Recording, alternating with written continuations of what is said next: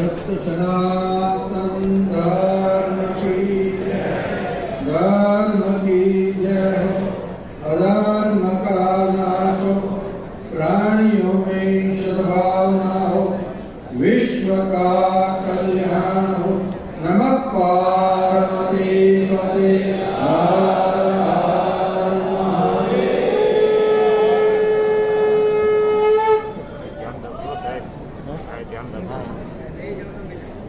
રાજકોટ આંગણે રાજગોર બ્રહ્મ સમાજ ના માધ્યમથી ભાવ સમારંભની અંદર ઉપસ્થિત પૂજ્ય ભાઈ શ્રી આદરણીય શ્રી ગીજુભાઈ બરાડ સાહેબ, ઉપસ્થિત પૂજ્ય સંત વૃંદ અને આપ સૌ ધર્મપ્રેમી ભાઈઓ, માતાઓ અને બાળકો, મનુષ્ય જન્મ એ પરમાત્માની અદ્ભુત દેન છે અને મનુષ્ય જીવનને સાર્થક કરવા માટે વ્યક્તિ પાસે ચિંતન હોવું બહુ જરૂરી છે. મનુષ્યને પરમ તત્વ ક્યાં મોડ ઉપર ક્યારે મૂકી દે છે એ માનવીની કલ્પના બહારની વસ્તુ છે. મેં એવી કલ્પના કરેલી હતી અને એના અનુરૂપે જતો હતો કે મને 55 વર્ષે બિલકુલ નિવૃત્ત થઈ જવું હતું, પણ 58 વર્ષે એવી પરિસ્થિતિ આવી કે એ પ્રવૃત્તિમાંથી નિવૃત્તિ તરફ જવાનો સમય મળતો ગયો. અડધો ટાઈમ જે છે મૌનમાં રહેવાનું નક્કી કર્યું અને અડધો ટાઈમની અંદર સંસ્થાના કામો કરવા. ધીમે ધીમે એ નક્કી કર્યું કે આ બધું કાર્ય જે છે એ સંસ્થાનું સોંપી દે ભાવિક વર્ગને, યા તો જે લોકો સંચાલન કરે તેને, અને પોતાએ વર્ષમાં 2 માસ જેટલું દેહરાદૂનથી ઉપરની પહાડીઓમાં રહેવું અને અમુક સમય ચાપડા અને અમુક સમય ગુપ્ત પ્રયાગ દેલવાડા વ્યતીત કરો. પરિસ્થિતિ એ આવી કે મારા દાદા ગુરુ જે શ્રી પૂજ્ય ગોપાલનજી બાપુ, એમનું શરીર જે છે એ અસ્તવ્યસ્ત થવા લાગ્યું. ફરજનો એક ભાગ છે એટલે એમની સેવામાં જ્યારે જોડાણો ત્યારે પણ આ જ વાત હતી કે બાપુ મને જે છે એકાંતમાં રહેવું છે. એમણે એમ કહ્યું કે પરિસ્થિતિ જ્યાં લઈ જાય એ સાચું, એ નિર્ણય તો શાશ્વત કરે એટલે પરમ તત્વ કરે. ન મને એને આદેશ આપ્યો કે ન મને એમને ના પાડી. એમનું શરીર જ્યારે શાંત થયા પછી અગ્નિ અખાડાના બ્રહ્મચારીઓ બધા એકત્ર થયા. અગ્નિ અખાડો એ બ્રાહ્મણોના બાળકો દીક્ષિત થાય એને અગ્નિ અખાડો કહેવાય. એના ઈષ્ટદેવમાં ગાયત્રી છે. આ અગ્નિ અખાડાની સ્થાપના આદ્ય જગતગુરુ શંકરાચાર્યજી મહારાજે કરેલી અને એમણે અલગ અલગ કામની જવાબદારી અલગ અલગ વ્યક્તિઓને સોંપી અને દશનામ ભેટની સ્થાપના કરી. દશનામ ભેટની અંદર 7 વિભાગ કરેલા, એના 10 નામ હોય જુદા જુદા. એમાં એક અગ્નિ અખાડામાંથી 4 શાખાના બ્રહ્મચારીઓનું નિર્માણ કર્યું. જે 4 શાખાના બ્રહ્મચારીમાં એક નંદ નામ, જેની પાછળ મુક્તાનંદજી, ગોપાલાનંદજી, પ્રેમાનંદજી, વિદ્યાનંદજી નંદ નામ આવે તે. એક નામની પાછળ પ્રકાશ આવે, બીજા નામની પાછળ સ્વરૂપ આવે અને ચોથા નામની પાછળ જે છે એ ચૈતન્ય આવે. નંદ, ચૈતન્ય, પ્રકાશ અને સ્વરૂપ એ આદ્ય જગતગુરુ શંકરાચાર્યજી મહારાજના બ્રહ્મચારી. જગતગુરુ શંકરાચાર્યજી મહારાજ વિચાર ક્રાંતિથી દિગ્વિજય પ્રાપ્ત જ્યારે કર્યો, એમણે ધર્મને ચારેક વિસ્તારોની અંદર મઠ સ્થાપિત કર્યા અને આચાર્ય ત્રોટકાચાર્યજીની સ્થાપના કરી. જગતગુરુ શંકરાચાર્યજી મહારાજે રક્ષણ અર્થે એક ફોજ ઊભી કરી, એને જૂના અખાડા તરીકે નાગા સાધુ તરીકેની ઉપમા આપવામાં આવી. અવાણ અખાડો, જૂનો અખાડો, અગ્નિ અખાડો. આ પ્રકારે પછી 7 વિભાગ ટોટલ જે સ્થાપિત થયા આદ્ય જગતગુરુ શંકરાચાર્યજી મહારાજ દ્વારા. આપણે હિન્દુ સંસ્કૃતિએ 5 આચાર્યોની સ્વીકૃતિ કરી છે. મનસ્વી રૂપથી કોઈ પણ વ્યક્તિ ગમે તે દિશામાં જાય એ વાત અલગ છે, પણ જેમ ભાઈશ્રીએ કીધું એમ કે ધર્મમાં શું છે એ ધર્મ કે એમ આપણે કરવાનું છે. આપણે કઈ એમ ધર્મ નથી કરતો. આદ્ય જગતગુરુ શંકરાચાર્યજી મહારાજે 7 અખાડાની જે સ્થાપના કરી અને શિવ સંપ્રદાય જે છે એનો જીર્ણોદ્ધાર કર્યો. સમગ્ર ભારત વર્ષની અંદર એ સંન્યાસીઓની પરંપરા જે છે એ શંકરાચાર્યજી મહારાજે સ્થાપિત કરી. યુવાનોને સંન્યાસ આપવો. એના પહેલાની પરંપરા જે છે વૈદિક પરંપરા પ્રમાણે જે સંન્યાસ પરંપરા છે એ ચોથી અવસ્થાની પરંપરા છે. પ્રથમ જે છે બ્રહ્મચાર્ય, ગ્રસ્તાશ્રમ, વાનપ્રસ્થ અને સંન્યાસ. પણ જગતગુરુ શંકરાચાર્યજી મહારાજે બ્રાહ્મણોને બોલાવીને એ જવાબદારી સોંપી કે તમે જે છે દેશાટન કરો, સમગ્ર ભારત વર્ષમાં પરિભ્રમણ કરો અને શિવ સંપ્રદાયનો પ્રચાર કરો. એના નિયમ બનાવી દીધા. રેવાશંકર, રામશંકર, તુલજાશંકર 2 મહિના બહાર જઈને પાછા બી આવે, વળી મહિનો જઈને પાછા આવે. જગતગુરુ શંકરાચાર્યએ કીધું કેમ પાછા આવો? કે અમારે બાલ બચ્ચા હોય, પરિવાર હોય, એની જવાબદારી હોય. ગુરુજી બરાબર. શંકરાચાર્યજી વિચાર કર્યો કે આનાથી મારું કામ નહીં સરે, એટલે એને સંન્યાસ પરંપરા, વિરક્ત મહાત્માઓની પરંપરા શરૂ કરી. એના નિયમો બતાવ્યા 27 કે ગ્રસ્તાશ્રમનો સ્વીકાર નહીં કરે, 3 રાત્રિથી વધારે રોકાણ નહીં કરે, બ્રાહ્મણના બાળકો છે કે કર્મકાંડ, પૂજન, અર્ચન, યજ્ઞયાગ અને શાસ્ત્ર પ્રચાર પ્રસારણ કરશે. જ્યારે અન્યને રક્ષણના કામો સોંપવામાં આવ્યા, આગળ જતા પછી આચાર્ય ત્રોટકાચાર્યજી પછી સુધારા વધારા થયા. મઠની વ્યવસ્થાઓ થઈ, કુટીચરોની વ્યવસ્થાઓ થઈ, છેલ્લે પછી જમાત વ્યવસ્થાઓ પણ થઈ. આ શંકરાચાર્યજી પ્રથમ આચાર્ય. આવી રીતે આપણે હિન્દુ સંસ્કૃતિએ 5 આચાર્યોની સ્વીકૃતિ કરી છે, જેમાં શંકરાચાર્યજી, રામાનુજાચાર્યજી, માધવાચાર્યજી, લિંબાકાચાર્યજી અને છેલ્લે પુષ્ટિય માર્ગ ગ્રસ્તાશ્રમી વલ્ભાચાર્યજી.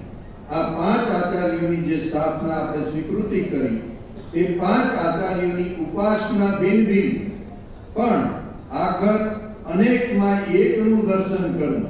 અને હિન્દુ સંસ્કૃતિની એક ખાસિયત, જો મહત્વતા હોય તો અનેક ઉપાસના હોવા છતાં, ભિન્ન ભિન્ન ઉપાસના હોવા છતાં અનેકમાં એકનું દર્શન કરવું. એટલે આજે લાખો વર્ષથી હિન્દુ સંસ્કૃતિ ટકી રહી છે. એની મૂળ જો હોય તો જળ આ. સરદાર વલ્લભભાઈ પટેલે 542 રજવાડાનું એકીકરણ કર્યું હશે, ત્યારે એના બધાના રાષ્ટ્રધ્વજ જુદા જુદા હશે.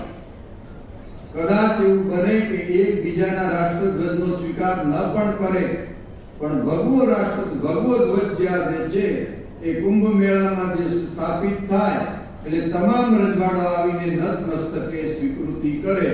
આ ભગવા ધ્વજની તાકાત અને અખંડ હિન્દુસ્તાનને જાળવવાની પાછળ આ ભગવો જે ધ્વજ જે છે અને ધર્માચાર્યો જે છે એને સમગ્ર દિશાઓની અંદર પરિભ્રમણ કર્યું. ભાષા જુદી, બધાનો પહેરવેશ જુદો, બધાનો પ્રદેશ જુદો, છતાં શ્રદ્ધાનું કેન્દ્ર શિવ, શ્રદ્ધાનું કેન્દ્ર રામ, શ્રદ્ધાનું કેન્દ્ર કૃષ્ણ. આ શ્રદ્ધાનું કેન્દ્ર બધાનું એક. એટલે તમામ વ્યક્તિઓને જોડી રાખવાનું કામ જો કર્યું હોય તો ધર્માચાર્યએ કર્યું. માટે રાજ સત્તા કરતા ધર્મ સત્તા જે છે એ શ્રેષ્ઠ ગણવામાં ભારતીય પરંપરામાં આવી અને જતન આજ દિવસ સુધી થતું રહ્યું.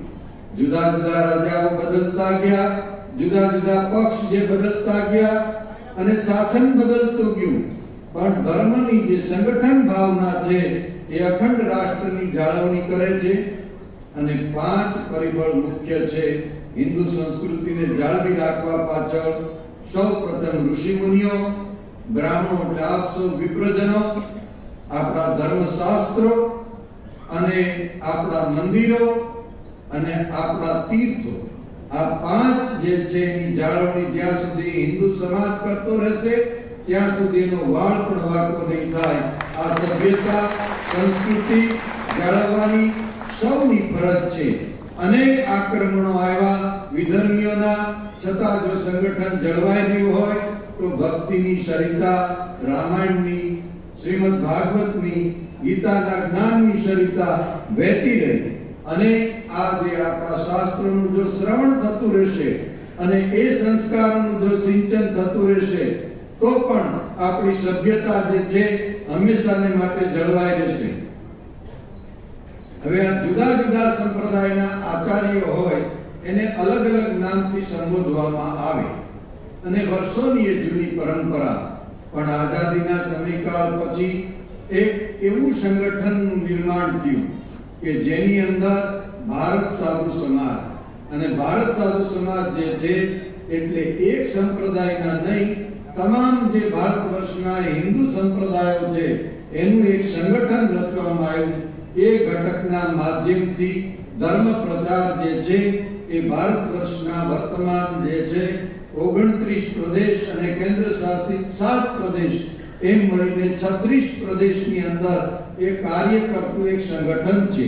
ક્યાંય ઓછા વધતા પ્રમાણમાં પણ એ કાર્યરત છે. આવું જે સંગઠન છે એ હિન્દુ સંસ્કૃતિ માટે લડત આપે, હિન્દુ સંસ્કૃતિના સિદ્ધાંતનું જતન કરે અને હિન્દુ શાસ્ત્રો જે છે એમાં કોઈ મિલાવટ ન કરે એની એ તકેદારી રાખે. આને માટે ધર્માચાર્યો, રાજકીય નેતાઓ, આમ જનતા, તમામ સંપ્રદાયના સાધુ સંતોને સાથે લઈને ચાલવાની મારી નેમ છે. આ જે પરંપરાઓ તો પ્રાચીન છે પણ એને જીર્ણોદ્ધાર કરવાનો જે સમય થઈ ગયો હોય એ જીર્ણોદ્ધાર અવશ્ય કરવો જોઈએ. અને ખરેખર દરેક વ્યક્તિનું જે આવવાનું કોઈ કારણ હોય છે એની પાછળ જે હેતુ છે એ કાર્ય પાર પાડીને એ વ્યક્તિ જતી રહેતી હોય છે. એટલે જેના ભાગમાં જે કાર્ય આવ્યું હોય એ કાર્યને સમર્પિત થઈ અને નિષ્ઠાથી વ્યક્તિએ વળગી રહેવું જોઈએ અને કાર્યમાં ખપી જવું જોઈએ. મને બરાબર મોદી સાહેબને કીધેલો એક શબ્દ યાદ છે. એ પગથિયા ઉતરતી વખતે મેં એને એટલું કહેલું ચાપડા કે ખપી જવું એમાં તમારું કલ્યાણ છે, ખપી જવું એમાં તમારું કલ્યાણ છે. અને એ શાસન ઉપર કેન્દ્રમાં આવ્યા પછી પણ એને પાછો ફોન કરીને કહેવડાવ્યું કે બાપુએ કીધેલો શબ્દ મને બરાબર યાદ છે, એટલે હું એમ જ કરીશ. તો ખરેખર જે લોકો કામ કરવાની તક મળે ત્યારે એ અવસરને જોતા હોય છે કે ક્યારે અવસર પ્રાપ્ત થાય અને એવી જ રીતે જે પ્રાપ્ત થાય એ વસ્તુને પણ કેમ આપણે વિતરણ યોગ્ય રીતે કરવું એમાં જ આપણું કલ્યાણ છે. ચાહે વિદ્યા હોય, ચાહે સંપત્તિ હોય, જે કાંઈ આપણી પાસે છે એ સમાજને આપણે આપવું જોઈએ. સમાજમાંથી આપણને પ્રાપ્ત થયું છે એ વસ્તુ આપણે સમાજને જ આપવી જોઈએ. જે સમાજ માટે વાપરે છે તો અનેક ગણું જે છે ઈશ્વર આપે છે. જેવી રીતે કિસાનને પરમાત્મા જે છે એ પરત કરતો હોય છે એ રીતે આપણને પ્રાપ્ત થતું હોય છે. એક વાત ચોક્કસ છે કે મનુષ્ય નિખાલસ બનવું બહુ જરૂરી છે. બહુ બુદ્ધિશાળી હોવું જરૂરી નથી, બુદ્ધિ કામની છે, પણ નિખાલસતા જો આવી જાય તો જીવનની અંદર ઘણો બધો રસ્તો ક્લિયર થાય. અને નિખાલસતાથી તમે કોઈને પૂછી શકો. આ એનો એક દાખલો છે. મને જગતગુરુ શંકરાચાર્યજી મહારાજે પેલા ચિન્મયાનંદજી મહારાજને ચાપડા મોકલ્યા ત્યારે ચિન્મયાનંદજી મહારાજે મને કહ્યું કે મુક્તાનંદજી મહારાજ તમને ભારત સાધુ સમાજના પ્રમુખ પદે નિયુક્ત કરવા છે. તો મેં ટાઈમે એમને કહ્યું કે મારા દાદાગુરુ જે છે ગુજરાત શાખાના પ્રમુખ હતા, પણ હું તો અનપઢ જેવો માણસ છું, હું સંસ્કૃત જાણતો નથી, હિન્દી પૂરું બોલી શકતો નથી, મને શાસ્ત્રનું જ્ઞાન નથી. ત્યારે એને મને એટલું કીધું કે અમે 30 દિવસ હજી વિચારવાનો ટાઈમ આપીએ છીએ, 30 દિવસ પછી તમે અમને કુંભના મેળામાં જવાબ આપજો. અને અમે જ્યારે 30 દિવસ પછી ગયા ત્યારે ગુરુ શંકરાચાર્યજી મહારાજના દર્શન કર્યા. એમણે કહ્યું કે મુક્તાનંદજી આ પદ ઉપર તમારી નિયુક્ત કરવાની ભાવના છે અને સંતોને તમે નિરાશ નહીં કરો. ત્યારે મેં કહ્યું, ગુરુજી, મારી મજબૂરી, હું ગામડામાં રહું છું અને ગામડાની અંદર નાની નાની સંસ્થા દ્વારા સેવા પ્રવૃત્તિ થાય એ પુરુષાર્થ કરું છું અને મારી નેમ તો નિવૃત્તિ તરફ જવાની છે. તો એણે હસતા હસતા એમ કીધું કે ભગવાન ભોળાનાથનું ચિંતન કર્યું, સોમનાથ મહાદેવનું દર્શન થયું અને સોમનાથજીનો ધ્વજ મને દેખાણો પૂજન પછી. અને પછી મને વિચાર આવ્યો કે આ ધરોહર કોને દેવી? તો મને તમારો ચહેરો યાદ આવ્યો. એટલે આત્મા જે છે કોઈ દિવસ જૂઠું ન બોલે. આત્મા જે છે એ સચોટ બોલે. મારી શક્તિઓ તમારી સાથે છે, તમે સફળ રહેશો. તો મેં ગુરુજી, વ્યક્તિ વિદ્વાન જોઈ અને એ વ્યક્તિ સભા સંબોધન કરી શકે. તો મને હસતા હસતા કીધું કે એક વાંચન પુસ્તકો કરીને વિદ્વાન બની શકાય અને એ ચિંતન કરીને વ્યક્તિ જે છે આચરણથી જીવી શકે. અમે આવી શ્રદ્ધા ધરાવીને આ કામ સોંપીએ છીએ, તમે ચોક્કસ સફળ થશો. એટલે મેં હસતા હસતા જે છે સ્વીકૃતિ કરી. તરત જે બંધ બીજો જે હતો તો બધાએ સાથે મળીને જે વિધિ પ્રમાણે જે ભાવ વ્યક્ત કરવાનો હોય એ બધો વ્યક્ત કર્યો અને મને કહ્યું કે હવે કેવી રીતે કામ કરશો? તો પ્રથમ ચરણે મેં એમ વાત કરી કે ગુરુજી, કાર્ય જ્યારે સ્વીકાર્યું છે તો હિન્દુ સંસ્કૃતિના સિદ્ધાંતો જળવાય એ રીતે જનતામાં ફેલાવો થાય. રાજ્ય સરકારની કેન્દ્ર સરકારની સાથે પણ આપણે એ રીતે વર્તાવ કરીએ. આ ઉપરાંત સંસ્કૃત પાઠશાળાઓ જે વધારે સ્થાપિત થાય, વેદનો પ્રચાર વધારે ને વધારે થાય, વધારે મહાત્માઓ સંગઠિત થાય. ભલે ઉપાસના ભિન્ન ભિન્ન હોય પણ બધા રાષ્ટ્રીય મંચ ઉપર રાષ્ટ્ર ભાવના સાથે બધા એક થાય અને ખરેખર એવું વાતાવરણ ઊભું કરી શકીએ. એવા આશીર્વાદ આપો કે રાજ્ય સરકારને કેન્દ્ર સરકારને પણ સંમતિ લેવી પડે. આવી પરિસ્થિતિ આપણે કરવી જોઈએ. તો એમણે કહ્યું ચોક્કસ થઈ શકે. વ્યક્તિ જો પ્રયત્ન કરે તો પરિણામ આવી શકે. સાથે આદિવાસી વિસ્તાર છે એમાં જે ક્રિશ્ચિયનમાં કન્વર્ટ થતા હોય, જે વ્યક્તિઓને જે ક્રિશ્ચિયનમાં રૂપાંતર કરે છે એને આપણે સારું શિક્ષણ આપવું જોઈએ. એ લોકોને હિન્દુત્વ વિશે આપણે સમજાવવું જોઈએ. નર્મદા નદીનો કિનારો મધ્યપ્રદેશ વિસ્તારથી ગુજરાતની બોર્ડર ઉપર છે, એમાં આવા આપણે શિક્ષણના યુનિટો સ્થાપીએ. એટલે આવો ભાવ વ્યક્ત કર્યો અને 5 યુનિટ જે છે નર્મદા કિનારે પ્રથમ સ્થાપવા એવો સંકલ્પ કર્યો. નર્મદા કિનારા ઉપર 5 જે યુનિટો સ્થાપવા. ભાઈ શ્રી બરાડ સાહેબ જે છે એ શિક્ષણ વિશે ઘણું, વર્તમાન શિક્ષણ જે શિક્ષણ છે એના 2 પ્રકાર છે. એ જીવનલક્ષી શિક્ષણ, પરીક્ષાલક્ષી શિક્ષણ, પોષણ એક ત્રીજું કહી શકાય, પોષણ આપતું શિક્ષણ, જે ખરેખર આપણને બધા પ્રકારનું પોષણ આપતું હોય, કેવલ નાણાંનું નહીં. પણ એ બાબતમાં સાહેબનું ચિંતન વિશેષ છે અને મેં જે સંસ્થાઓ સ્થાપિત કરી છે એનો યશ વરાડ સાહેબને જાય છે. કારણ કે મને વાત લોકો કે ગઢિયાણો હોય ખબર જ નથી. એટલે જો તમારી સાથે ટીમ સારી હોય તો ટીમથી બહુ સારું કામ થઈ શકે. વ્યક્તિ બધું જાણતો હોય એવું જરૂરી નથી. એ મને લાગે છે કે મારી સાથે ટીમ બહુ સારી મને મળી. તમે કલ્પના ન કરી શકો એવી. એક અજય ગુપ્તા હાલ નથી, લંડન છે, પણ એ માણસ કરોડો રૂપિયા વાપરતો રહ્યો. કોઈ દિવસ મોઢામાંથી એમ ન કીધું કે મેં આ રકમ આપી છે. આપણને અચરજ થાય કે જેની કલ્પના ન કરી શકીએ. મૌન અવસ્થામાં એવા તો ઘણા બધા લોકો મળ્યા. અનેક વ્યક્તિઓ, નામ લેવા બેસીએ તો અનેક વ્યક્તિઓ, અને એનું સમર્પણ, એ બધા વ્યક્તિ જે છે એમનો સમયદાન, એનું ધનદાન, એ લોકો જ્યારે એ યજ્ઞમાં આહુતિ આપે છે ત્યારે જ આ બધા કાર્ય જે છે એ થઈ શકે છે. એમ મને હવે એવી પણ ભાવના છે કે આજે જ્યારે સંમેલન, અત્યારે જે સત્કાર સમારંભ થયો એમાં અહીંયાનું જે ગ્રુપ છે એ ભારત સાધુ સમાજના 500 મેમ્બરની નોંધ કરે, યુવાનોને.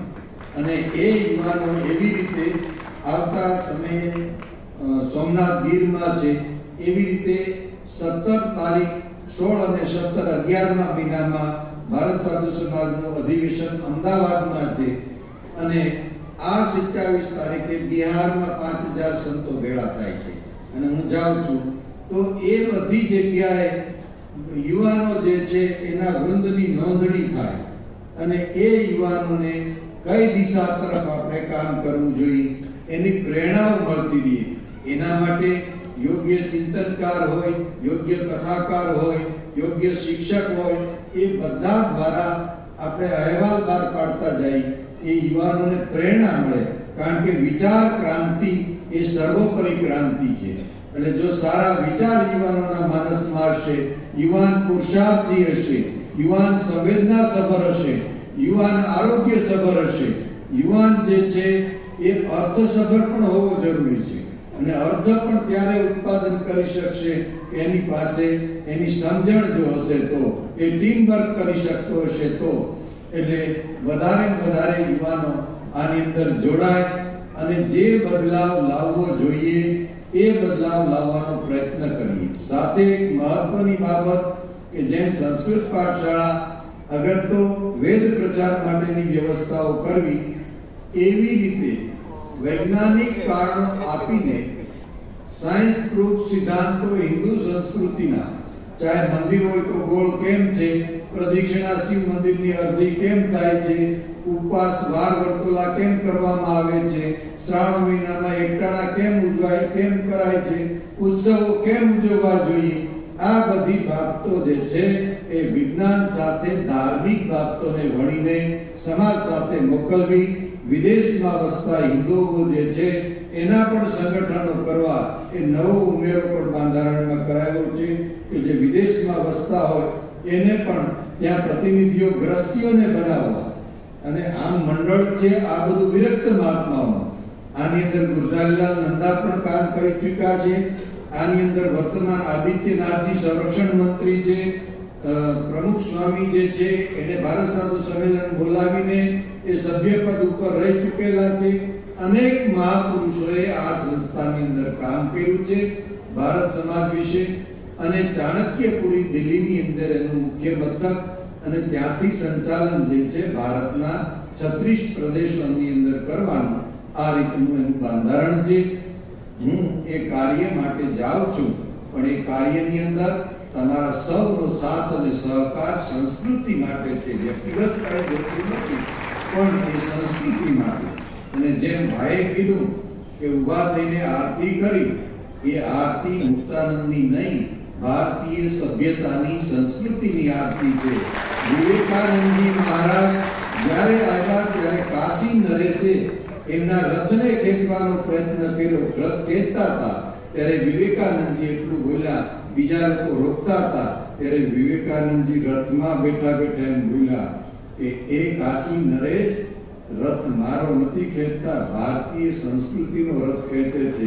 જ્યાં સુધી રાજ સત્તા ભારતીય સંસ્કૃતિનો રથ ખેંચશે ત્યાં સુધી આ સત્તા ડૂબશે નહીં. જ્યાં સુધી આ દેશનો બ્રાહ્મણ, જ્યાં સુધી આ દેશનો કથાકાર, વિદ્વાન પુરુષ જ્યાં સુધી આપણા શાસ્ત્રના સિદ્ધાંતો પ્રમાણે જીવન જીવશે, જ્યાં સુધી એ વિવેકી પુરુષ હશે, ત્યાં સુધી આ સમાજને કોઈ દિવસ ઉની આંચ નથી આવવાની. ભાઈશ્રી જેવા સભ્ય સંસ્કારિક વ્યક્તિઓ હોય, મોરારી બાપુ જેવા કથાકાર સભ્ય સંસ્કારિક હોય, એની પાસે એ જ અપેક્ષા રાખી શકીએ કે જે માર્ગ ચૂકેલો સમાજ હોય, કોઈ કદાચ દિશા ચૂકી ગયો હોય તો એ સમાજને દિશા આપવાનું કામ એ વક્તાઓ કરે. અને ખરેખર વક્તાઓની બહુ મોટી ભૂમિકા છે. એક વસ્તુનું ચિંતન બહુ અલગ વસ્તુ છે અને સમાજ સુધી પહોંચાડનાર વ્યક્તિ એની જવાબદારી બહુ મોટી છે. જો સાચી દિશામાં દેશનો કથાકાર, સાચી દિશામાં દેશનો સાધુ અને બ્રાહ્મણ જો કામ કરે તો આડંબર, દંભ, પ્રપંચ આ બધાનો નાશ થાય. ભારતીય સભ્યતાનું સાચું દર્શન થાય. ભારતીય સંસ્કૃતિ એ અદ્ભુત સંસ્કૃતિ છે, પ્રાચીન સંસ્કૃતિ છે. એમાં નાનામાં નાની બાબતનું ચિંતન કરવામાં આવ્યું છે, નાનામાં નાની બાબત માટે મંથન કરવામાં આવ્યું છે. અરે એના દેવ દેવતાઓની ઉપાસના મૂકી છે, એની પાછળ પણ વૈજ્ઞાનિક કારણો છે. અણઘડ રીતે માન્યતાથી કોઈ વસ્તુ સ્વીકારવામાં નથી આવી. જ્યાં સુધી એક વસ્તુનો પ્રૂફ ન મળે ત્યાં સુધી કર્મકાંડમાં એ શબ્દ પણ ઉમેરતા નથી. આટલી છણાવટ જે છે કર્મકાંડની અંદર પણ છે, તો પછી આપણા શાસ્ત્રના સિદ્ધાંતમાં કેટલી છણાવટ હોય.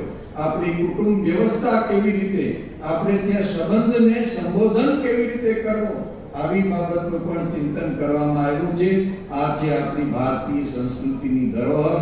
એને સાચવવાની જવાબદારી આપણા સૌની છે. સાથે સાથે આ દેશના રાજકીય નેતાઓ જે છે એ દેશદાજવાળા હોય, જે રાષ્ટ્રભાવનાવાળા લોકો હોય, એવાને જ આપણે મોકલવા જોઈએ. અને જે લોકો સાચા ધર્મના ઉપાસક હોય એવાને જ આપણે વંદન કરવા જોઈએ. પાખંડ અને જે લોકો દંભી છે એ અસુરી સભ્યતાનો નાશ કરવો જોઈએ. અને જે લોકો આ દેશની અંદર રહે એ ભારતીય બંધારણ પ્રમાણે રહે. ચાહે હિન્દુ હોય ચાહે મુસલમાન હોય, એક રાષ્ટ્ર માટે બે બંધારણ ક્યારેય ન હોઈ શકે.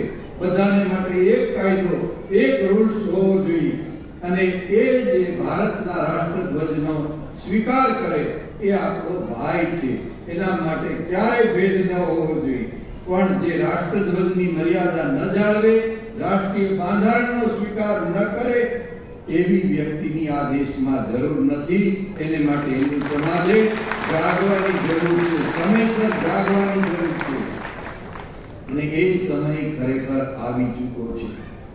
એમ કહીએ કે વર્ષોમાં કેટલા વખત હુમલાઓ વિધર્મીઓએ કર્યા, કેટલા વખત જે છે પાકિસ્તાની હુમલા થયા, કોઈ વળતો જવાબ નથી આપ્યો. કોઈ વળતો જવાબ નથી આપ્યો. અને પલાયનવાદ કહેવાય.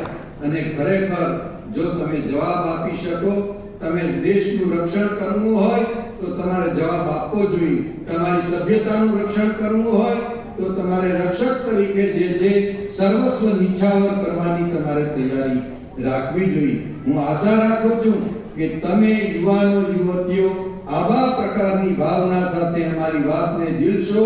એ જ અમારો ભાવ સમારંભ છે, એ જ અમારી માટે સરકાર સમારંભ છે. આટલી વાત કરી મારી વાતને પૂર્ણ કરું. અને આયોજકો જે આયોજન કર્યું છે એને ખૂબ ખૂબ ધન્યવાદ. અને બધા કરતા વિશેષ મારા ધ્યાનમાં એ આવ્યું કે 40-42 શાખાઓ સાથે મળીને તમે આયોજન આ કર્યું છે. એ આવતા દિવસોની નિશાની સંગઠનની છે, એ વિકાસની નિશાની છે. યુવાનો વ્યસન છોડે, એકાબીજાને સહયોગ આપે, એકાબીજા માટે નબળું વિચારે જ નહીં. હું સારી આંખેથી જોઉં, સારા શબ્દ સાંભળું, સારા બોલું, બહુ સીધું ગણિત છે. અને સારું જે છે એને સ્પર્શ કરું. હું હંમેશા સર્જનાત્મક ગતિ તરફ જાઉં. ખંડન જે છે એ મારી નસમાં ન હોવું જોઈએ. ખંડન તો હું એનું કરીશ જે મારા શાસ્ત્રનું ખંડન કરે, જે મારા રાષ્ટ્રનું ખંડન કરે. એનું તો જડ મૂળ કાઢી નાખીશ. આવો સંકલ્પ કરજો. અને મને તમારા ઉપર સૌ ઉપર ગૌરવ છે. અને ભાઈને વિશેષ એટલા માટે રાજગોર સમાજે આદર આપવો જોઈએ કે એમણે તો બધા માટે પ્રયત્ન કર્યો છે, બ્રાહ્મણો માટે, પણ વધારે લાભ રાજગોર બ્રાહ્મણોના યુવાનોને મળ્યો. મોટી સંખ્યામાં ન તો કોઈ ઇન્ડસ્ટ્રી લઈ ગઈ વિદેશમાં, ન તો કોઈ વ્યક્તિઓ ધંધે ચડાવ્યા. જ્યારે ભાઈ એને ધર્મ પ્રચાર સાથે એની આજીવિકા આપી. કેવલ આજીવિકા નહીં, એ ધર્મ પ્રચાર સાથે એક વિચારની ક્રાંતિ લઈ હાથમાં અમૃતનો કુંભ લઈને લોકો વિદેશમાં નીકળી ગયા. કે ભારતીય પરંપરા આ છે. અને એ સભ્યતાનું તમે પાલન કરશો, તમે સુખી થશો. તમે ભારત ભૂમિના હિન્દુના સંતાન છો. એ વાત એને દેશ દેશમાં ફરીને મંદિરો જ્યાં બંધાણા, ત્યાં બધા જ આચાર્યો, બધા પૂજારી તરીકે યા કર્મકાંડ કરતા એ પરંપરાનો ફેલાવો કરે છે. માટે ભાઈ પ્રત્યે રાજગોર સમાજ વધારે ઋણી છે. આ વાત ધ્યાન રાખવી જોઈએ. ફરી એક અપીલ કે આ સમાજમાંથી જેટલા શક્તિશાળી યુવાનો હોય, આર્થિક રીતે, શિક્ષણની દ્રષ્ટિએ, સમાજમાં, એ આજે સંકલ્પ કરો કે અમે ક્યારેય કોઈની ઈર્ષા નહીં કરીએ. અને અમારી પાસે છે એમાંથી અમે સમાજને આપવાનો પ્રયત્ન ઈમાનદારીથી કરશું. આ એક વાક્ય વિસ્તારની દક્ષિણાના રૂપમાં તમારે આપવું જોઈએ. સૌને શુભ આશીર્વાદ, સંતોના ચરણોના પ્રણામ. બરાડ સાહેબ જે રીતે કામ કરી રહ્યા છે, વધારે આયુષ્ય ભોગવે, વધારે સમાજને લાભ મળે. ભાઈ દેશ વિદેશમાં જઈને, આમ તો ભાઈ મોટા છે મારાથી, અને બહારને એકથી જમાડતા હતા કે ભાઈનો મીઠો કજિયો કરતા હતા. અમે ત્યાં ઘરે જમવા બહાર અમને જમાડતા બે ભાઈ. મેં કીધું ભાઈને કહેજો મારું ધ્યાન રાખો. તો ભાઈ કે બાપુને કહો મારું ધ્યાન રાખે. એટલે પછી હસતા હસતા ભાઈ કીધું જો મેં ભાઈ મોટા છે, તો ભાઈ કે તમે સંન્યાસી છો, સંન્યાસ ધર્મ પ્રમાણે તમે મોટા છો. તો ભાઈ એમને એક સમાધાનમાં કહી દીધું, પરસ્પર બે એકાબીજાનું ધ્યાન રાખજો. ધ્યાન રાખજો. કહેવાનો તાત્પર્ય દરેક આપસનું એકાબીજાનું ધ્યાન કરીએ.